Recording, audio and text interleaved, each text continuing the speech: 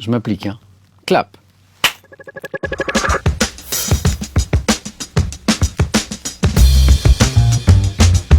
J'ai eu la chance il y a très longtemps d'être le joker de Pascal Clark dans l'émission En Aparté sur Canal+. Et donc je l'ai remplacé pendant ses congés et un jour je reçois Marine Le Pen. Dans ce cadre très spécial, vous savez, cette voix qui flottait dans un appartement, il n'y avait pas de vis-à-vis pour l'interviewer. Le Pen, vous allez me dire que je fais du mauvais esprit. Oui, allez-y. Allez-y. J'ai l'habitude. Lors de la dernière fête organisée par le Front National au Bourget, la mi-novembre, étaient invités les Allemands du parti néo-nazi NPD, ça sent un peu l'extrême droite, tout ça. Non, ils n'étaient pas, en l'occurrence, ils n'étaient pas invités. Parce ils ont squatté. Les seuls invités étaient les gens du groupe des droites européennes. J'avais cette voix que je cultivais un peu à l'époque parce que c'était ma marque de fabrique, plutôt calme, posée. Et j'ai fait sortir Marine Le Pen de ses gonds parce que j'avais vraiment travaillé cette interview. Et je crois que de ne pas avoir d'interlocuteur face à elle qui aime être en frontal, elle aime être interpellée, nous expliquer que, évidemment, qu'il y a un complot médiatique contre le Front National, tout ce genre de choses.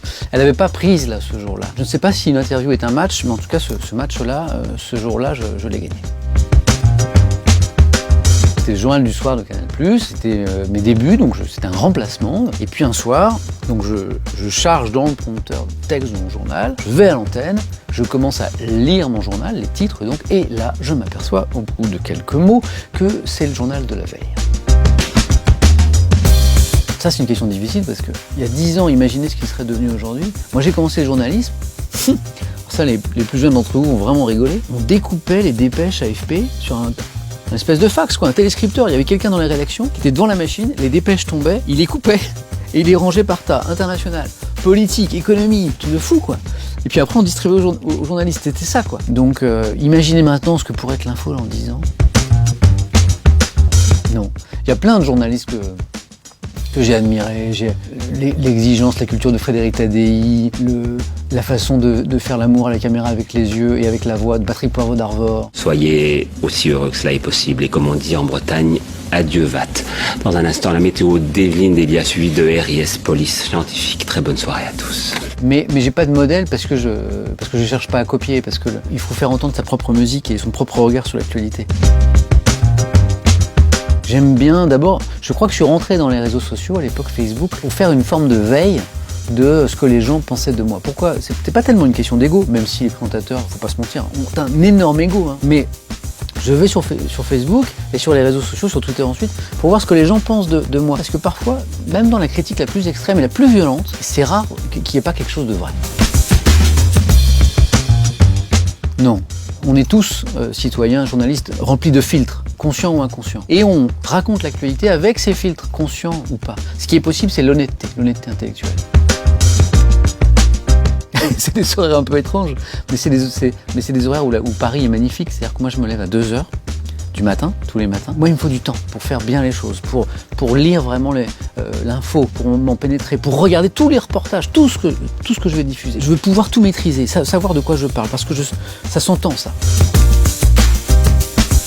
En général, la règle, c'est on dort un peu avant le travail et un peu après. Et l'idéal, pour moi en tout cas, c'est de dormir 3 heures avant. Donc en général, je dors de 23h à 2h du matin. Je rentre à la maison vers 10h, 11h, le temps de laisser les nerfs retomber, de m'occuper un peu de mon petit bout de chou. Je me couche vers 11h midi et je redors 2-3 heures. Ça nous fait 5 à 6 heures par jour, ce qui est pas mal. On sort du sacrifice du colonel Beltrame, donc enfin, comment penser à autre chose ?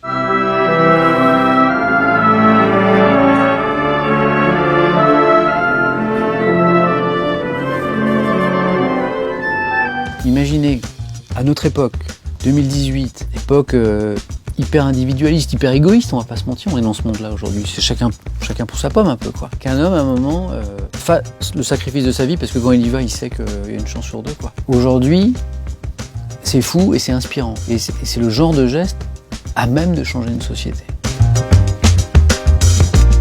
Ironman, alors le titre est un mot pompeux, ça veut dire homme de fer. Ce sont des militaires américains qui ont inventé l'Ironman, avec 3,8 km de natation, souvent en pleine mer, 180 km de vélo, et on finit par un marathon, donc 42 km de course à pied. C'est ça l'Ironman, c'est le triathlon XXL. Et puis un jour on se dit, mais et si moi aussi j'en étais capable avec mon petit corps, là, mon petit 1m67 et tout. De courir tous les matins, ça me met dans un état idéal.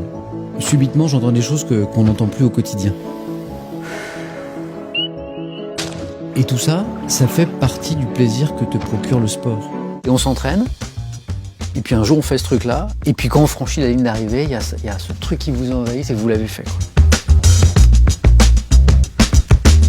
C'est pas trop mon journal Valeurs Actuelles, même si j'aime pas trop parler de mes opinions politiques. Mais pour répondre à votre question, je suis trop passionné d'infos et de savoir comment va le monde que je pourrais pas me passer d'un média. Donc va pour Valeurs Actuelles, mais avec un regard un peu distant et un peu critique quand même.